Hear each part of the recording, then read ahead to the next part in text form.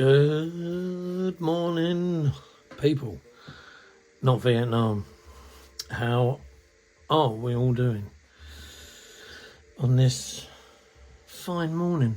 Which is not bad here in the UK, I must admit. Can't complain, shouldn't complain. We do complain, but there you go. Part of the British culture. To moan about everything, especially the weather. Anyway, shut up about that. Right, so this is where I'm at with the Tornado F3 conversion from the Revell kit GR1 to this monster. Now, shout outs, Nigel Ship of the Tornado SIG. Thanks very much for the input and the little help that he's given at the moment, because obviously I've not involved him too much. Because it's just with Nigel, he's the man that sells the bits that go on the wings, the bits that go in here. He does sell the conversion set, but the conversion set I actually dealt with the guy that makes it, which is Mark Broadwith. Mark, I hope you're doing all right, mate. Yeah, there's a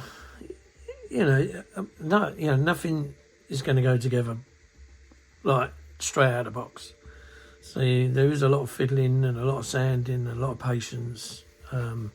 But the thing with me is it's got to be not perfect, because nothing's perfect, but near as. So when I do things, I make sure that things are in line and all the rest of it. And I must admit, although these Revell Tornadoes are made in production and stuff, the actual moulds are very, very old now, so they don't always look the same as each other. You could get 10 of these kits and all 10 will fit different. All 10 will have something different wrong with them. And so where this conversion set was made on the one that the guy had, this one was slightly different because there was bits that were warped, bits that that just they don't fit right when the kit's made. I mean, the amount of these I've made, and I'll tell you what, nothing to do with the conversion set, just the kit alone. My God, I've had issues with them, especially when it comes to joining the front fuselage to the rear fuselage. I've had to put tabs in there. I've had to have all sorts of funny, strange looking rig ups, and people sort of look at it and go, my God, what happened to that? Did he break a leg? Is it in traction for a year? It's just what it is. It's the kit. It's an old kit. If you did it with the Italieri kit on, then it might have been a different story. But then that has its own issues as well. The plastic's a lot thicker than this. But at the end of the day, the end result is this is it. The wings I've just stuck fast. Couldn't really see the point in having them swinging about all over the place. One of the issues I've got is these tail planes now. Again, with the kit, I know you put an extension piece in here. Again, mine had, I had to put a lot of filler in here, so I lost all the detail around there. But these tail planes, I mean, that one sits perfect, but that one, there's a gap. And I thought I could sand. But in the end, I'm going to start losing the shape of either this or the tail plane. So I thought, you know what, I'll leave it. I'll forget it. So I've got it the best I can get it, and well, that's it really. That is it. On the underside, again, without a awful lot of sanding and disfiguring the kit as well as the part, it goes together. I've just noticed there's a little rough edge, so I'm going to have to sand that down. There's a bit of filler there. Not good. These reinforcing plates, I just done them out of plastic card. And then what I did was I made one and then I just drew around it and made the other one. They seem to look both the same from what I gather, and I was looking at the diagrams in the instructions, and I must admit how it would probably help there is, instead of everything being in black and white, then the outline of the strengthening plates should have been done in red or a colour rather than in black, because you can. I mean, I was getting confused with which lines were which because there's so many of them. So I basically had to look at real pictures of what these things look like, and then go from there. I just noticed there's some crap there. Look. Never mind, I'll deal with that in a bit. Yeah, it all fits very well under here. This is the front half, that's the back half. There's a join around here somewhere. There is a panel line that goes across there. This goes in the right place. The nose is a lot better now. Where I first did it, there was kind of a bit of a deep dip on the front, but yeah, got that all rigged up properly. It's all right around here in the bottom, it's just this top bit. So there was like a massive, I don't know if it was a lump and a dip or a dip and a lump, but I mean, when you look at it now, it just tally-ho's a lot better than it did do. On the whole, yeah, it generally goes together pretty well. Like I say, it's just a matter of kit and conversion. The cockpit, so on the real thing, there's only if I lift that up and go in, you'll see that let's get a pointer. So the original kit part goes right back here to there, when really it should only be kind of this much. It might be a fraction more, but it's not much. But I've literally, where I saw the line, I just cut it on the line. That's the cannon, because it lifts up and over on some jacks that are in there. Put that piece in there, and then you just have to fill the bit behind it. Same on the other side, and then just blend it in, really. I think the worst part was this part here. You know, it was just, you know, you cut it, you put it in, and then you leave this alone, but you get it to fit the best you can by just, you know, chopping the model around, really.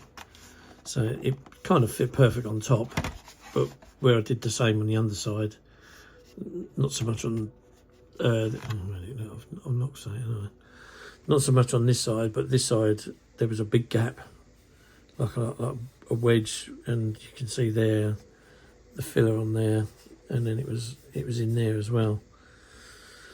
But we get there, we got there. And like I say, this is it now. This is the kind of like the finishing of the fuselage and sanding it down, and then we got to move on to said tanks.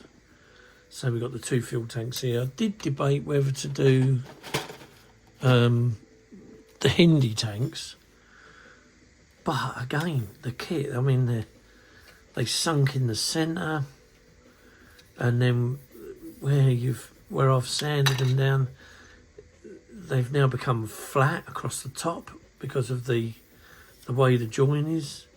I mean, you could possibly see it in the shadows when I turn it, the flat line there, the corridor line. But they're still not bloody brilliant. And I mean, rather than going and spending, you know, more money on this thing, I mean, as it is, it's already up to what, just over 100 quid. That's with the conversion, the kit, and the extra bits I've had, and I've still had to buy some more extra bits from Nigel. So I've got the wing pylons and the bowl rail to go on it. They don't do any missiles, so you only get what it comes with the kit. But the sidewinders, they're not, you know, they're not what I would call great.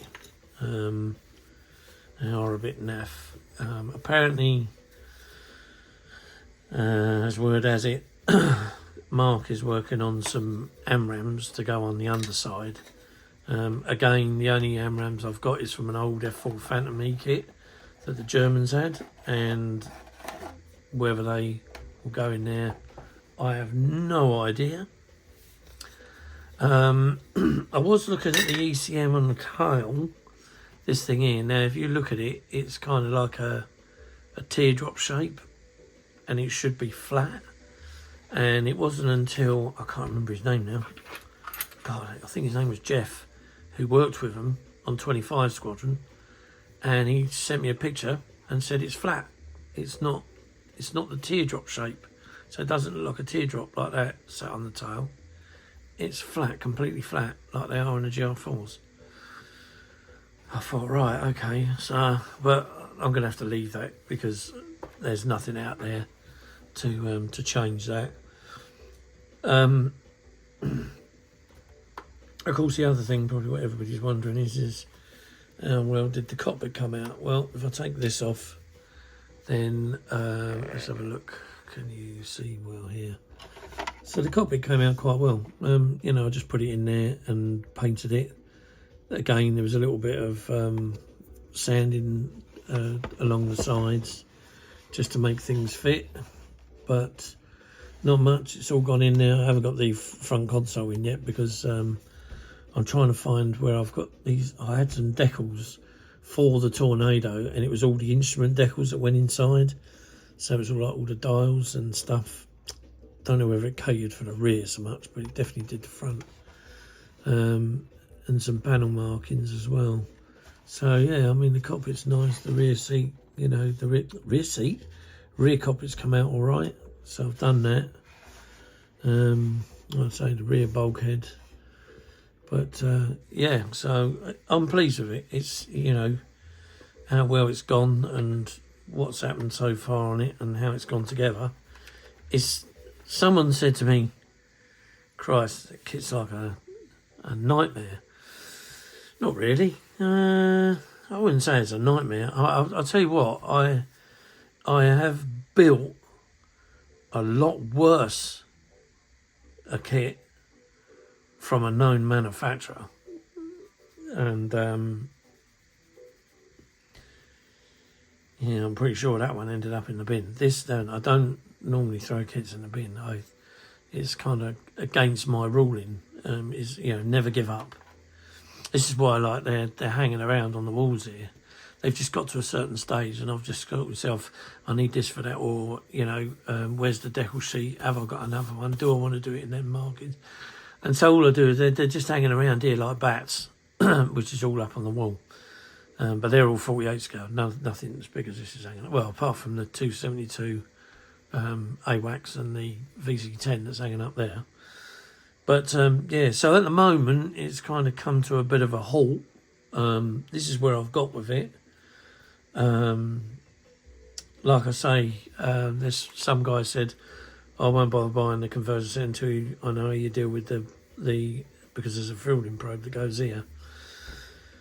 Well, I have got a 32 stencil set here for aircraft, but at the moment it doesn't look like there's anything in there that will do said fielding probe.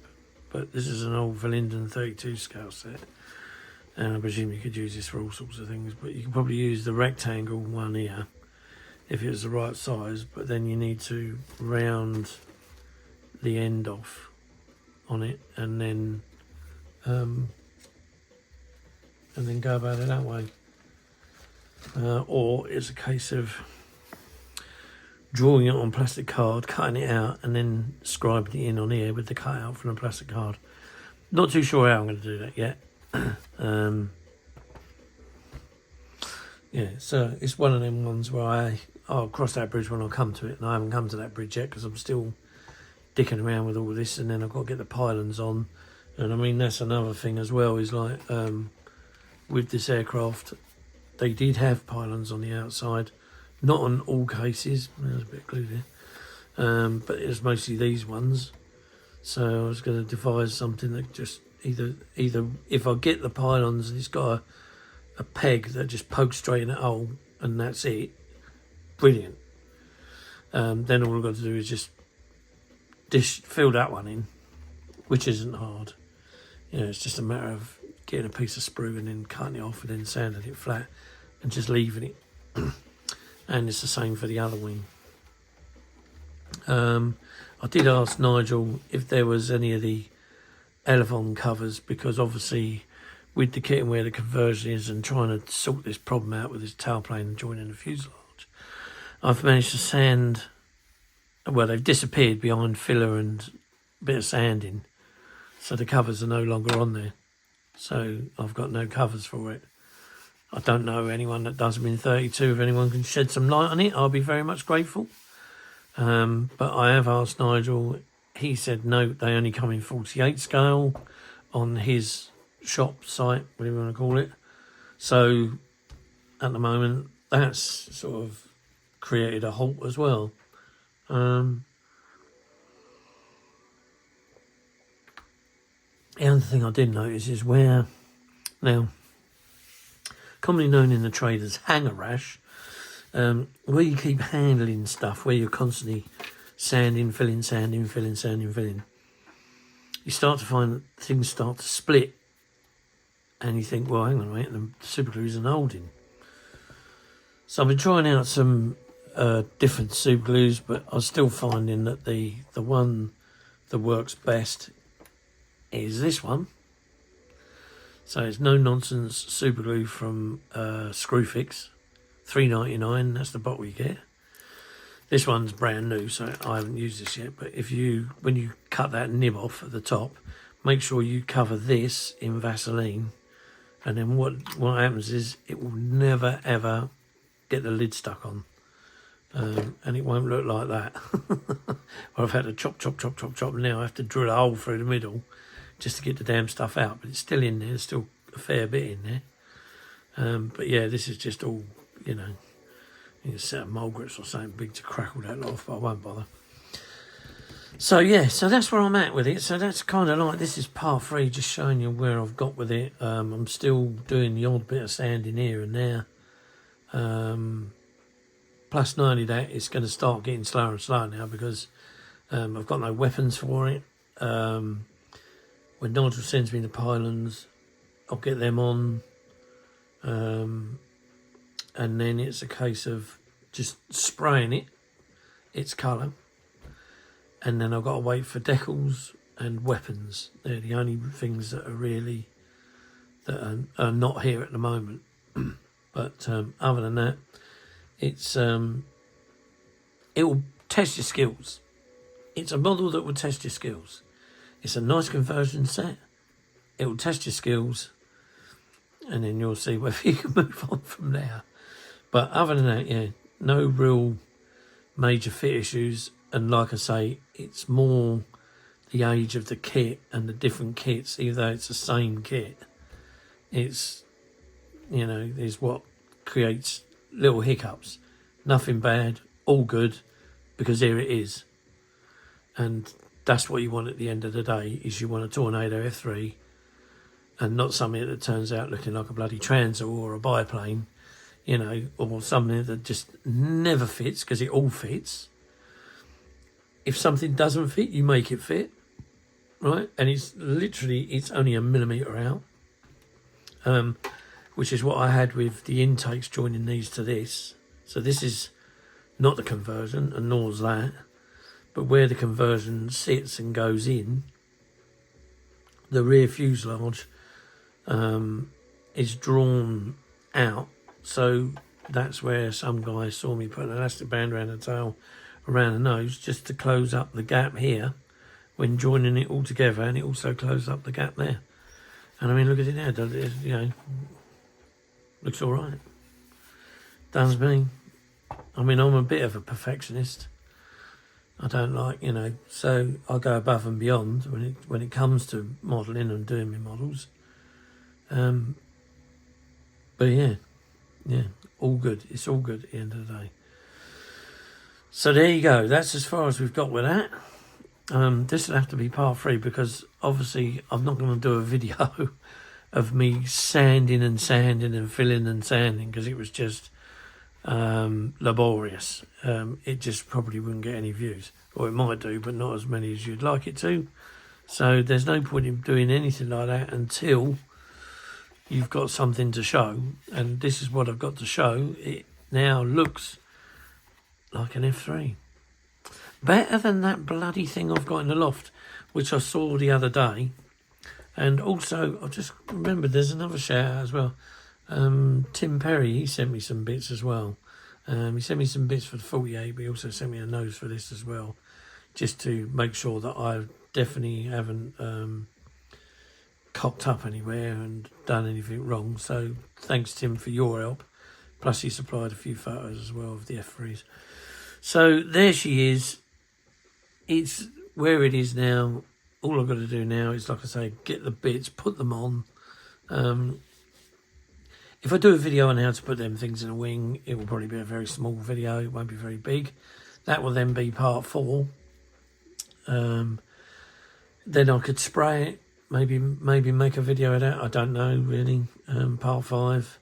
And then part 6, whenever that shows up, will have to be the finish, which means the decals, the stencil sheet. Now, I did buy a stencil sheet. This one from Edgard, and when you look at these, they're very, very opaque, like translucent. They're a bit see-through. They don't have a really solid colour to them. There's another guy that does exactly the same stencils, only his ones, you get the roundels, you get everything barring the squadron markings. And I can't remember, and I've tried to look for him on, I think it was Facebook, I found him. And his decals are a lot more solid in colour, a lot brighter. And yeah, they're going to look a lot better on this. I just remembered something else as well. So that's the decals that I'm going to be looking forward to get, if I can find him again. Now, this is the kit engines. My God. And here we go again. Like, it's, I mean, I don't know if you're going to pick them up, but, I mean, there's, let's get me pointy thing. So here, you can see that, sink marks. And they're quite vicious sink marks. And you have to turn around and turn around, and eventually you might get a side of it like there, where there's no sink mark, there's a sink mark there. No sink mark, nothing, the sink marks there and there. Nothing there. And then it starts to come back, and this one's got sink marks all the way around. Yeah, sink marks all the way around. So, I mean, again, the jet cans. Now, I can't remember, I think it's Ayres does a set. But if you just want the back bits, I don't know who does them, if anybody does them. But it's, again, it seems like an awful lot of money to lay out.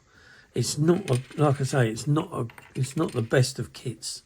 It's not a great kit, because of all of its, like the the RWR, these intakes are very flimsy and skinny, and once you start sanding away, you start getting a little hole appear here. So it's just, it's before it's just the kit really that lets it down. And like I say, with all the sink marks in the jets, you can do one or two things. You can either go and buy 50 quid's worth of resin jet engines, or you can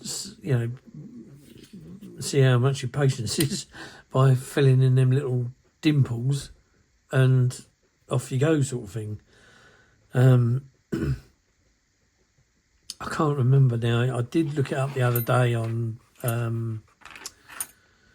Scalemates as to when this kit first came about, and I do believe it was, I think it was 91. It might have been a little bit earlier in the 80s, but the actual first editions of these kits came out in the 80s.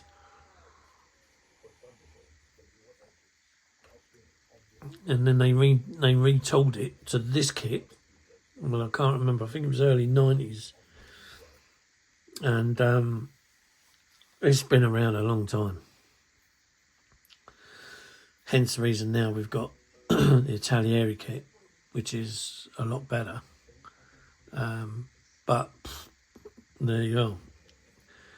This was, converter set was designed for this kit, so this kit is what we bought and this kit is what we used. But like I'm saying, it's definitely Definitely not the best of kits. If anything, I'll go as far as saying that the kit lets the conversion set down. That's what I would say.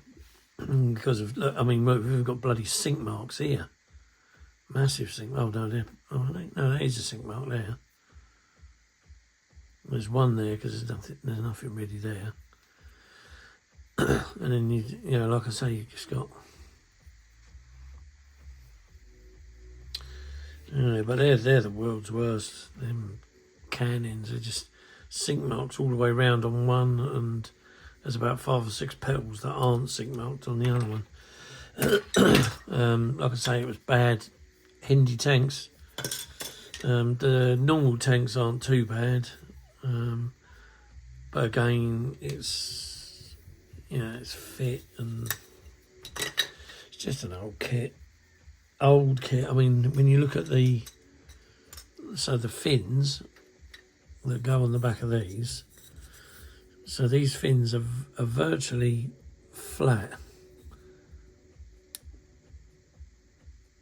and there's a gap.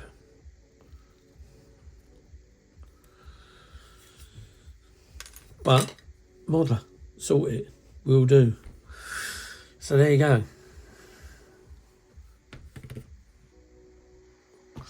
Right, on that note, I'm going to chuff off because I've had a rather big box coming down there. And I'm thinking of doing a video on that as well. Although I don't know where I'm going to do it because it's just so big it won't fit on this table. I'd have to clear the entire bench into the bin and then go about it that way. But anyway, this is a tornado. This is Clive here. And I'm saying thanks very much for subbing in and looking. And, well, enjoy yourself. Have a nice day. And we'll see you in the next one.